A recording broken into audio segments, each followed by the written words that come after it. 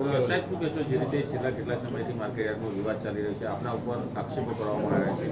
આપણે આજે સમાજ તેમજ ખેડૂતો સાથે બેઠક કરી હતી, શું નિર્ણય કર્યો? નમસ્કાર. આજે ખાસ કરીને તો સમાજને મળાયું નહોતું ચૂંટણી પછી, એટલે સમાજને બધાને બોલાયા હતા કે ભાઈ આપણે લોકસભાની ચૂંટણી હવે આગામી તાલુકા પંચાયત જિલ્લા પંચાયતનું ઇલેક્શન આવે છે, પેટા ચૂંટણી આવે છે, તો બધે આપણે સાથે રહીને કામ કરવાનું છે. ભારતીય જનતા પાર્ટીને મજબૂત કરવાની છે.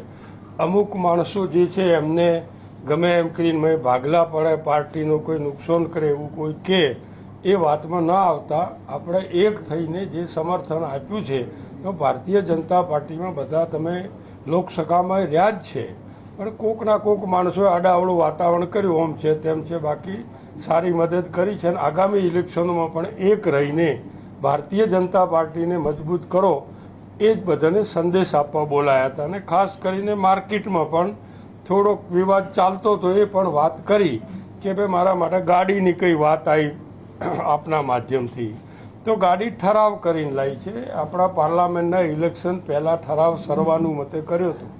ચૂંટણી આવી એટલે આપણે રહેવા દીધું કે ભાઈ ચૂંટણી પતી જાય પછી લાવશું.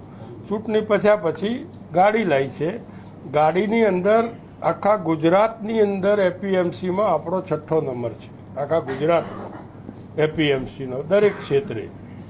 છતાં પણ તમે બાજુમાં સિહોરી જો તો ફોર્ચ્યુનર, થરાદ જો તો ફોર્ચ્યુનર, ધોંધરા જો તો ફોર્ચ્યુનર, પાલનપુર જો તો ફોર્ચ્યુનર, બીજી ત્રીજી લક્ઝરીઓ ગાડીઓ.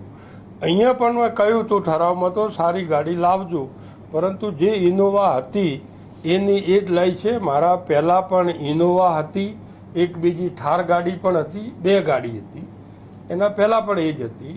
એટલે આ વખતે અમે ઠરાવ કર્યો કે ભાઈ જૂની ગાડીમાં 5-6 વર્ષ થઈ ગયા છે અને ખર્ચો હવે વધારે છે કરવા જઈએ તો એને હરાજીથી વેચી મારવી, આપણે નવી ગાડી લાવી દો.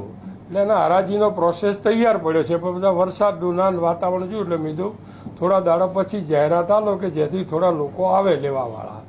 આટલો જ પ્રોસેસ, આટલી જ વાત. બીજા નંબરમાં કંઈક શોપિંગનું આપના માધ્યમથી કંઈક આવ્યું છે. શોપિંગની અંદર 2017માં ઠરાવ થયેલો છે કે શોપિંગ ઉતારી જેવું નવું બનાવવું, જે તે.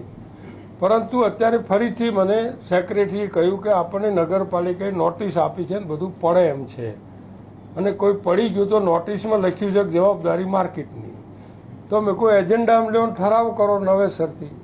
એજન્ડા લઈને ઠરાવ કર્યો કે ભાઈ હાલ પૂરતું જે આપણા કબજામાં ખાલી છે ઉપરનો માળ અને નીચે ભોયરામાં દિવાલો વિવાલો વગેરે છે આપણા કબજામાં છે, એટલું તમે ઉતારી લો. બાકીનો પછી જે છે એ નવેસરથી આપણે ચર્ચા કરશું, નવેસરથી બોર્ડમાં લઈશું. હાલ પૂરતું આ ઉતારી લો એટલો જ પ્રશ્ન. અને ઉતારવા માટેનો પણ સેક્રેટરીએ તમામ પ્રોસેસ કર્યો, એના જે નિયમમાં આવતું હોય પ્રોસેસ કર્યા, ભાવ મંગાયા, જે તે કરીને કાયદેસર હાલ્યું ને ઉતારવાનું ચાલુ કર્યું. આ 2 જ પ્રશ્નો. આ પ્રશ્નો તમારા આગળ આ નિરાકરણ એની અંદર મને લાગે અધિકારીઓનું કોઈક નિવેદન આપી લીધું છે, અને ઠરાવની કોપી જોઈએ તો કોપી સેક્રેટરીથી લેજો, આપશે. સર્વાનુમતે બધું કામ બી કર્યા છે. આના સિવાય બીજો